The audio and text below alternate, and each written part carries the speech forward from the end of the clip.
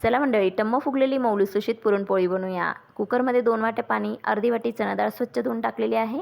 Medium गॅसवर 4 शिट्ट्या करून घ्यायच्या आहेत। थोडंसं पाणी, चमचाभर तेल आणि 2 चिमूट हळद असं मिक्स करायचं। 1.5 वाटी बारीक गाळलेलं पीठ टाकायचं आहे गव्हाचं आणि सैल अशी कणिक मळून घ्यायची। ओल्या कपड्याने झाकून ठेवायचे 20 ते 25 मिनिटं। डाळ शिजली आहे, गाळणीने गाळून घेतली, कुकरमध्ये टाकून द्यायची आहे। पाव वाटी साखर टाकायची, छान असं आटवून घ्यायचे। चमचा असा अडकतोय।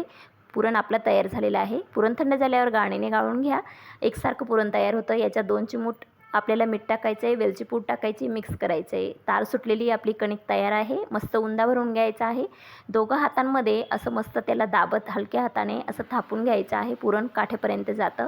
आता हलक्या हाताने लाटून घ्यायचं आहे। डिटेल रेसिपी चॅनलवर अपलोड केलेली आहे। पुरणपोळी लाटल्यानंतर तव्यावर टाकताना गॅस मोठा ठेवायचा आहे। वरचा पापुद्रा सेट होऊ द्यायचा 2 मिनिटं, मग तूप लावायचं आणि लगेच साईड पलटायची। टम्म फुगलेली आपली पुरणपोळी तयार आहे। रेसिपी आवडली तर लाईक, शेअर, सबस्क्राईब. धन्यवाद।